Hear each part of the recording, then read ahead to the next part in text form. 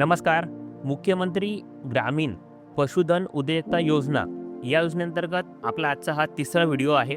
या व्हिडिओमध्ये आपण कुक्कुटपालन अर्थात पोल्ट्री व्यवसायाबाबत माहिती घेणार आहोत. पोल्ट्री व्यवसायासाठी या योजनेअंतर्गत किती सबसिडी आहे, किती अनुदान मिळणार आहे, त्याअंतर्गत पात्रता अटी काय आहेत, या सगळ्या गोष्टींची माहिती आपण आजच्या व्हिडिओमध्ये समजून घेणार आहोत. याआधी आपण जे 2 व्हिडिओ बनवले त्याअंतर्गत म्हैस किंवा गाय पालनासंदर्भातला प्रकल्प तसेच शेळी पालनासंदर्भातल्या उद्योगासाठीची सबसिडी अनुदान काय असणार आहे, या दोन्ही व्हिडिओची लिंक वर आय बटनमध्ये दिलेली आहे. तुम्ही ते व्हिडिओ बघितले नसल्यास ते व्हिडिओ आधी बघा आणि मग हा व्हिडिओ बघा. आजच्या व्हिडिओमध्ये आपण पोल्ट्री व्यवसायाबाबत माहिती समजून घेणार आहोत. तर मग चला सुरुवात करूयात.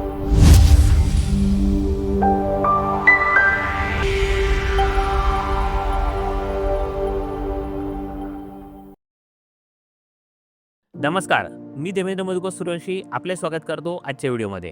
दिनांक 9 मार्च 2026 रोजी महाराष्ट्र शासनाने मुख्यमंत्री ग्रामीण पशुधन उद्योजकता योजना ही जाहीर केली. या योजनेअंतर्गत गाई म्हशी पालन, शेळी मेंढी पालन, त्याच पद्धतीने पोल्ट्री व्यवसायासाठी सुद्धा अनुदानाची सबसिडीची योजना सुरू केलेली आहे. परंतु पोल्ट्री व्यवसायामध्ये त्यांनी 3 क्रायटेरिया केलेले आहेत. या 3 क्रायटेरियांमध्ये आपण स्वतंत्र ऍप्लिकेशन करू शकतो, म्हणजे एकच व्यक्ती एकाच क्रायटेरियामध्ये ऍप्लिकेशन करू शकतो. पोल्ट्रीमध्ये बरेच प्रकार आहेत. शेळी मेंढी पालन किंवा गाई म्हशी पालनासारखा हा विषय नाहीये. यामध्ये आपण अंडे निर्मिती करू शकतो, त्याच पद्धतीने रेग्युलर जी पोल्ट्री आहे ती करू शकतो, त्याच पद्धतीने हेचरी म्हणजे अंडे उबवणी केंद्र सुद्धा आपण सुरू करू शकतो. या 3 वेगवेगळे विषय आहेत. या 3 वेगवेगळ्या विषयांसाठी किती सबसिडी अनुदान असणार आहे ते आपण समजून घेऊयात. या योजनेअंतर्गत पहिला क्रायटेरिया म्हणजे अंडी देणाऱ्या सुधारित कुक्कुट व देशी पक्ष्यांचे पालन. या योजनेअंतर्गत आपल्याला किमान 200 अंडी उत्पादन देणाऱ्या 5000 एकदिवसीय पक्ष्यांची म्हणजे 5000 पक्षी आपण असे खरेदी करू की ते आपल्याला रोज किमान 200 अंडी देतील. त्यांच्यासाठीचा प्रकल्प या योजनेअंतर्गत आपल्याला सुरू करण्यात येणार आहे. यासाठीचा खाद्यावरचा 1 महिन्याचा खर्च, बंदिस्त पिंजरा, शेड बांधकाम, पाणी पुरवठा, अंडी ठेवण्यासाठी ट्रे वगैरे या सगळ्या गोष्टी आपल्याला या योजनेअंतर्गत खरेदी करता येणार आहेत. या योजनेअंतर्गत आपल्याला 5000 पक्षी खरेदी करण्यासाठी 2,50,000 रुपये इतकी रक्कम मिळणार आहे. म्हणजे आपल्या प्रोजेक्ट कॉस्टची ती पार्ट असणार आहे. तसेच या पक्ष्यांच्या खाद्यावरच्या खर्चासाठी आपल्याला रुपये 4,50,000 पर्यंतची रक्कम मिळणार आहे. म्हणजे आपल्या प्रोजेक्ट कॉस्टचा ती पार्ट असणार आहे. आपल्याला बंदिस्त पिंजरा किंवा शेड बांधकामासाठी 15 लाख रुपये इतकी रक्कम या प्रोजेक्ट कॉस्टमध्ये समाविष्ट असेल. तसेच खाद्य, पाणी पुरवठा, भांडी, अंडी ठेवण्यासाठीची ट्रे, ऑटोमेशन, इतर सगळ्या गोष्टींसाठी आपल्याला 6,68,000 इतकी रक्कम गृहीत धरण्यात येणार आहे आपल्या प्रोजेक्ट कॉस्टमध्ये. 3 KWच्या सोलरसाठी 1,32,000 रुपये इतकी रक्कम, अशी एकूण रुपये 30 लाखापर्यंतची प्रोजेक्ट कॉस्ट या योजनेसाठी पात्र असणार आहे. यापेक्षा जास्त खर्च झाला तो आपल्याला आपला स्वतः करायचा आहे, ही गोष्ट लक्षात घ्या. या 30 लाखापैकी आपल्याला अनुदान किती मिळणार आहे ते सुद्धा आपण समजून घेऊयात. या योजनेअंतर्गत आपल्याला सर्वसाधारण जे लाभार्थी आहेत त्यांना आपल्या प्रोजेक्ट कॉस्टच्या 50% पर्यंत म्हणजे रुपये 15 लाखापर्यंत अनुदान या योजनेअंतर्गत मिळणार आहे. व तसेच अनुसूचित जाती जमाती प्रवर्गातील जे काही लाभार्थी आहेत त्यांना या प्रोजेक्ट कॉस्टच्या 75% पर्यंत म्हणजे रुपये 22,50,000 पर्यंत अनुदान या योजनेअंतर्गत मिळणार आहे. हे अनुदान आपल्याला 2 टप्प्यामध्ये मिळणार आहे. यामधलं शेड बांधकाम किंवा इतर साहित्य खरेदी पूर्ण केल्यानंतर आपल्याला जी काही अनुदानाची रक्कम आहे त्याच्या 50% अनुदान आपल्याला मिळेल व उर्वरित 50% अनुदान हे आपण पक्षी खरेदी केल्यानंतर आपल्याला मिळणार आहे. अशा 2 टप्प्यामध्ये हे अनुदान आपल्याला मिळेल. या योजनेअंतर्गत जे काही 3 प्रकार मी तुम्हाला सांगितले त्यापैकी हा पहिला प्रकार झाला. अंतर्गत आपल्याला अंडी देणाऱ्या पक्ष्यांचं पालन करायचं आहे. त्यासाठी प्रोजेक्ट कॉस्ट 30 लाख रुपये असेल. सर्वसाधारण गटासाठी 15% सबसिडी मिळेल आणि अनुसूचित जाती जमातींसाठी 75% पर्यंत सबसिडी या योजनेअंतर्गत मिळणार आहे. आता पुढचा जो प्रकार आहे ती आपली रेग्युलर पोल्ट्री, ज्यामध्ये आपण पिलं आणतो आणि त्यांना मोठी करून आपण पुन्हा ती बॅच परत करतो. अशा प्रकारच्या पोल्ट्रीसाठी किती अनुदान सबसिडी मिळणार आहे ते सुद्धा आपण समजून घेऊयात. या योजनेअंतर्गत जो काही दुसरा घटक आहे ते म्हणजे पशुपालक किंवा शेतकऱ्यांना देशी किंवा सुधारित जे काही मासल कुक्कुट आहे म्हणजे जे काही कोंबड्या आहेत त्यांचं पालन करण्यासाठी 3,000 कोंबड्यांचा किंवा 5,000 पर्यंतच्या पक्ष्यांचा प्रोजेक्ट आपल्याला सुरू करता येणार आहे. या योजनेअंतर्गत आपल्याला शेड बांधकामासाठी, खाद्य व भांडे खरेदी करण्यासाठी, सोलरसाठी 1.5 लाख रुपये, अशी एकूण 3,000 पक्ष्यांसाठीची प्रोजेक्ट कॉस्ट असणार आहे 12 लाख रुपये आणि 5,000 पर्यंतच्या पक्ष्यांसाठीची प्रोजेक्ट कॉस्ट असणार आहे 19 लाख रुपये. या योजनेअंतर्गत सुद्धा आपल्याला सर्वसाधारण गटासाठी 50% आणि अनुसूचित जाती जमातींसाठी प्रोजेक्ट कॉस्टच्या 75% इतकं अनुदान मिळणार आहे. ते रक्कम किती आहेत ते सुद्धा आपण समजून घेऊयात. 3,000 पक्षांसाठी आपण प्रोजेक्ट टाकल्यास सर्वसाधारण गटातील लाभार्थ्यांना 6 लाखापर्यंत अनुदान मिळेल. तसेच 5,000 पक्षांच्या प्रोजेक्टसाठी 9,50,000 रुपये इतकं अनुदान मिळणार आहे. आणि अनुसूचित जाती जमातील प्रवर्गातील लाभार्थ्यांसाठी 75% म्हणजे 3,000 पक्षांसाठी 9 लाख रुपये आणि 5,000 पर्यंतच्या पक्षांसाठीच्या याला 14,25,000 रुपये इतकं अनुदान मिळणार आहे. आता नेहमीप्रमाणे या योजनेअंतर्गत दिल्यानुसार हे अनुदान सुद्धा आपल्याला 2 टप्प्यात मिळणार आहे.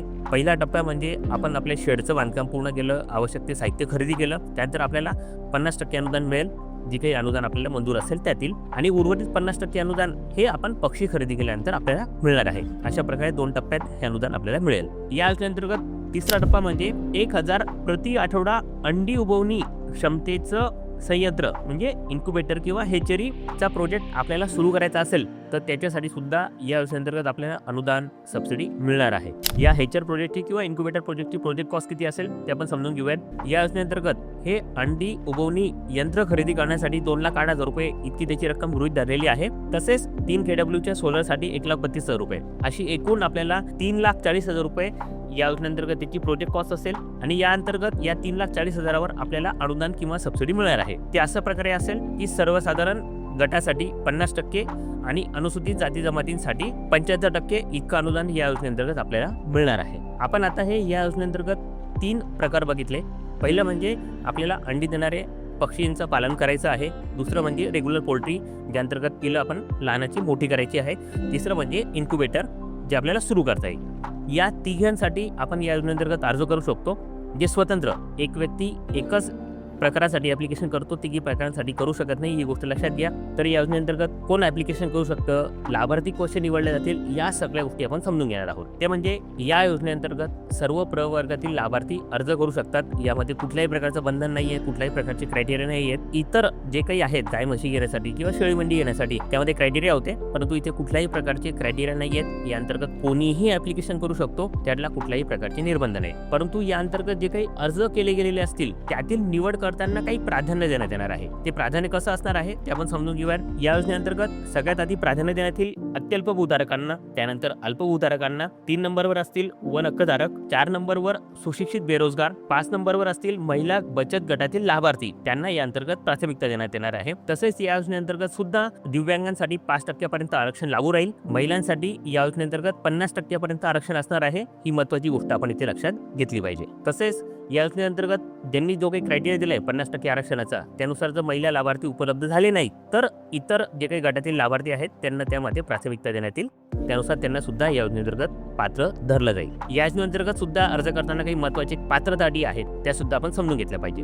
ती म्हणजे आपल्या स्वतःच्या मालकीची किमान आपल्याकडे 20 गुंठे जमीन असली पाहिजे, तरच आपण या योजनेअंतर्गत अर्ज करू शकतो.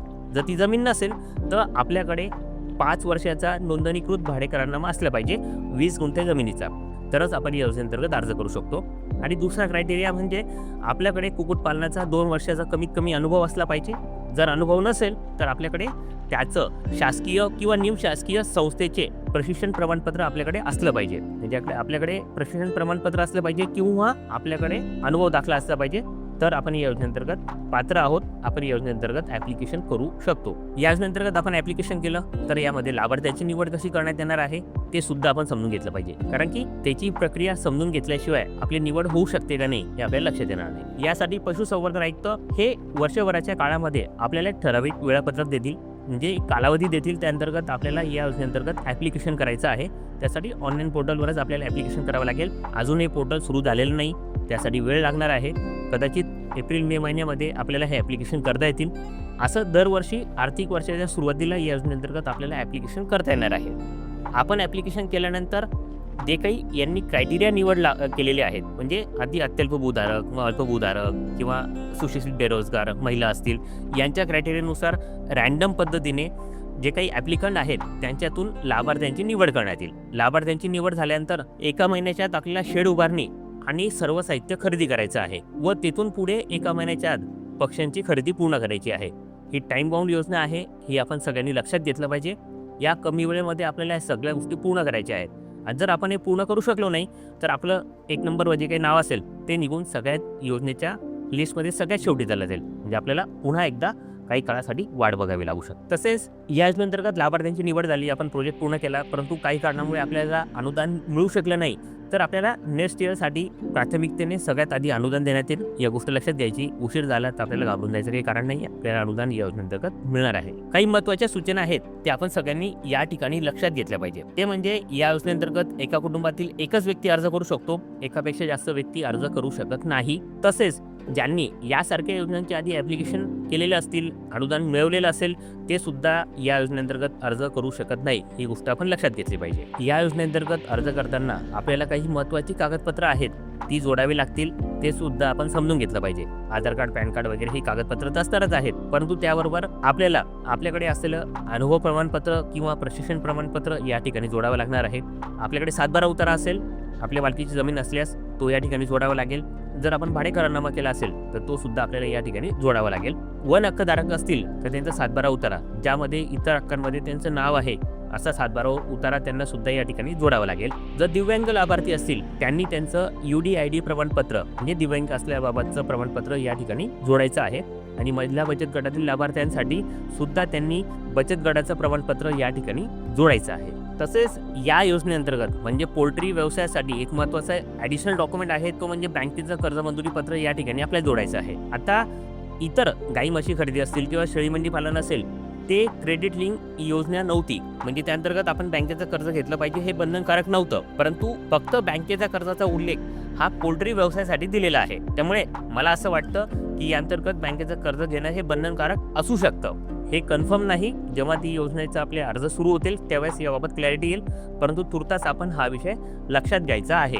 या योजनेअंतर्गत सुद्धा उद्योजकता विकास योजनेअंतर्गत आपल्याला आपण जे काही बँकेचं कर्ज घेणार आहोत त्याच्या 4% व्याजाची सवलत सुद्धा मिळणार आहे. परंतु ही व्याजाची सवलत आपण कर्ज घेतल्यापासून कर्जाची पूर्ण परतफेड केल्यानंतर हे 4% व्याजाची सवलत जास्तीत जास्त 4 लाखापर्यंत आपल्याला मिळणार आहे.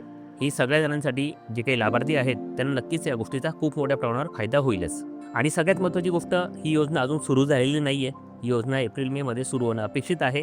जेव्हा केव्हा सुरू होईल त्याबाबत आम्ही व्हिडिओ बनवूच. तो व्हिडिओ जर तुम्हाला चुकवायचा नसेल, त्याबाबत माहिती घ्यायची असेल तर हे चॅनल आत्ता सबस्क्राईब करा, बेल आयकॉन पण दाबून ठेवा, जेणेकरून आम्ही त्याबाबतचा व्हिडिओ अपलोड केल्यानंतर तुम्हाला त्याचं नोटिफिकेशन लगेच मिळेल.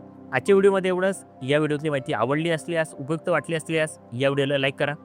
जास्तीत जास्त लोकांपर्यंत हा व्हिडिओ शेअर करा, जेणेकरून त्यांना सुद्धा ही पोल्ट्रीसाठी जी योजना सुरू झालेली आहे याबाबत माहिती होईल.